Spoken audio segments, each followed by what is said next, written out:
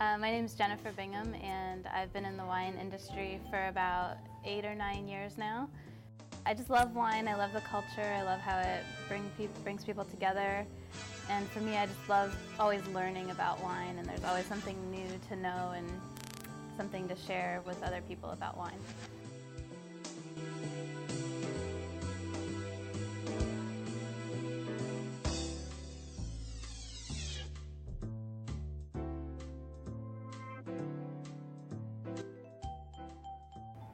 A good wine is a wine that's balanced.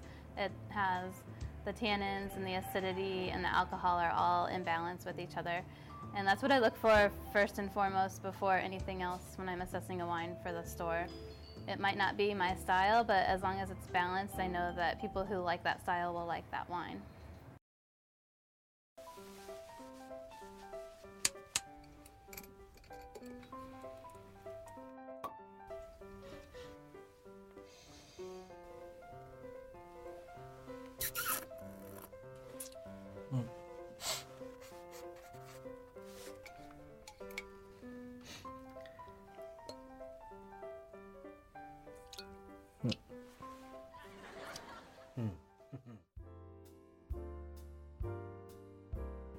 This is a bottle of red Burgundy.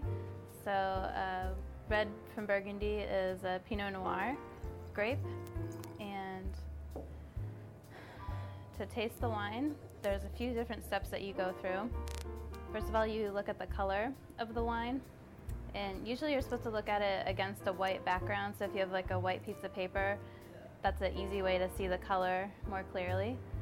So there's like a grade, but there's like more of a ruby color or a purple color or getting into like a tawny or a brown color. And this one's definitely ruby. You can also look at the edge, and if it has like an orange or a brown rim, that's an indication that it's a slightly older wine. And then you can swirl it. You let the oxygen get into the wine and it helps the aromas come out.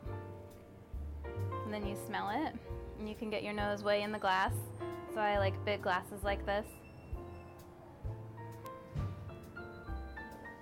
You take a few whiffs of it and you try to smell what fruit smells you smell. So usually you decipher between red fruits versus black fruits. So I get a lot of more red fruits on this wine, like raspberry and strawberry. And usually you try to pick out at least 3 different fruits that you smell, because it helps you assess what the wine could be.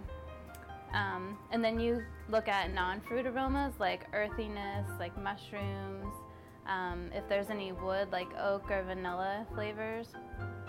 So you try to pick out all of those things just from the nose. You can get a lot more from the nose than from the palate. And then you can take a sip of it. You kind of swish it around in your mouth.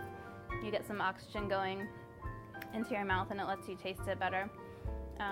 And you assess like the levels of acidity. You decide if the acidity is low, medium, or high. You decide if the tannins are low, medium, high. Tannins are like the drying sensation in your mouth. And then you decide if the alcohol is low, medium, or high. This one is kind of low tannins, medium alcohol, medium plus acidity. And the higher acidity usually means that it's an old world wine or like a French or Italian wine. And lower acidity means it's like a new world wine like California or something like that. And then you assess the finish, how long the finish is.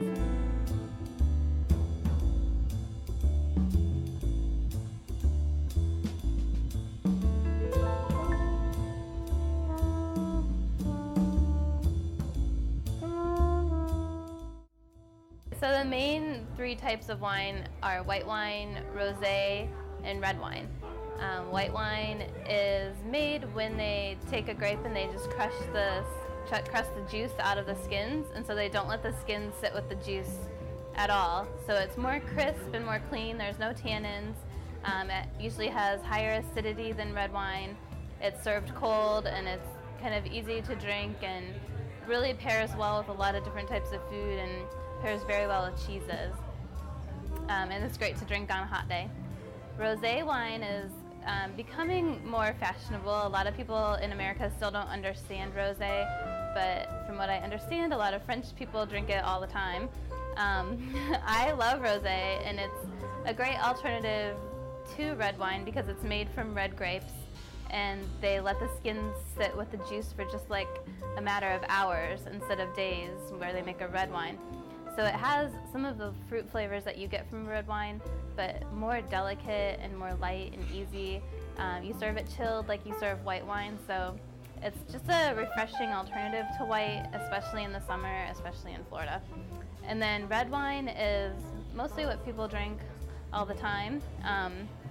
It's got fuller tannins. They let the skin sit with the juice for a few weeks, so it macerates, and so you get a more structured wine, fuller body, fuller tannins, and you get a lot of complexity from that as well.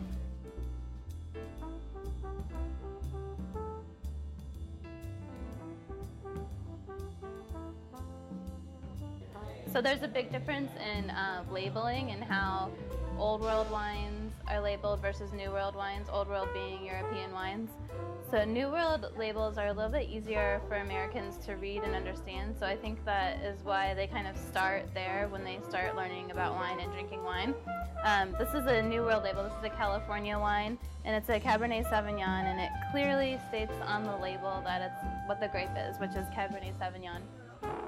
And when Americans are learning about wine, they kind of start to learn what grape varietals they like.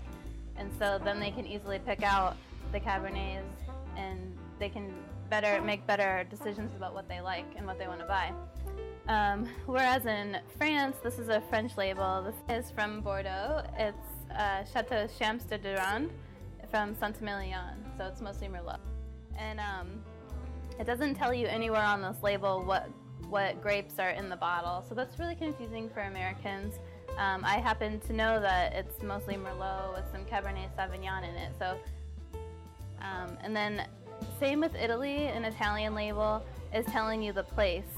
Morellino di Scansana is the place in Italy. It's in Tuscany, and I just happen to know that it's a blend of Sangiovese, Cab, and Merlot.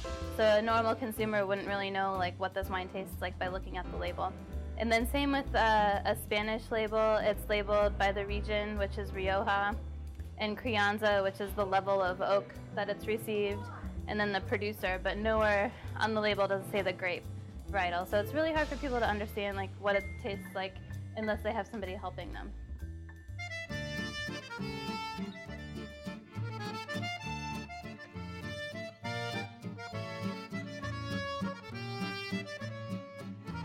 They've been making wine in France as long as they've been making wine in Italy for a really long time, but the varietals grown in France are more of the international varietals that you see all over the world, like Cabernet Sauvignon, Merlot, Pinot Noir, Syrah, Grenache.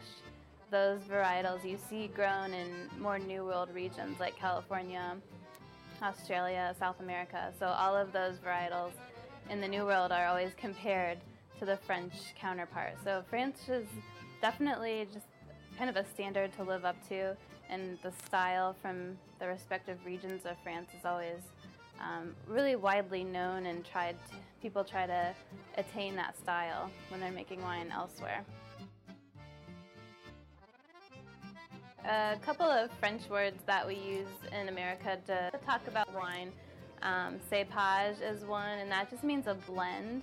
And Bordeaux is a traditional wine that is a blend of, usually it can be up to 5 grapes, but usually it's mainly Cabernet Sauvignon, Merlot, and Cabernet Franc. And so cépage is just, if you ask what's the cépage, you're asking like what percentage of each grape are in the bottle. Another wine from France that's a cépage is a Châteauneuf-du-Pape, or a Côte d'Aron from the southern Rhône Valley. And then another word that we use a lot is terroir.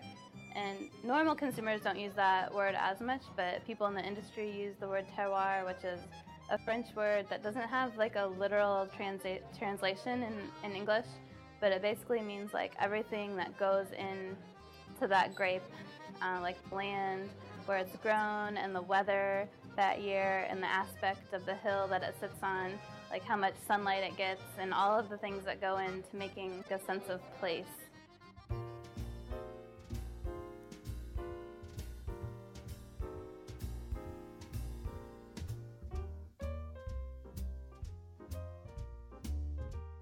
So there's a lot of talk about organic wine lately.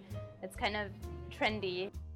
I think in France they've just been making wine naturally and organically for a long time, and in America it's more of a trend and it's more of a deliberate process. So I think when people are looking for organic wine, I do have some that are labeled organic, which is a process for the winery to go through, but I often steer them towards French wine because I know that in like the Loire Valley and in Burgundy and in the Rhone Valley, they've been doing it organically for a really, really long time. And it's just not, it just doesn't say that on the label, but it's still produced in an organic way. If you have an organic American wine next to a non-organic American wine, I don't think you can taste the difference per se, but a lot of people like knowing where it comes from and they like that aspect of it.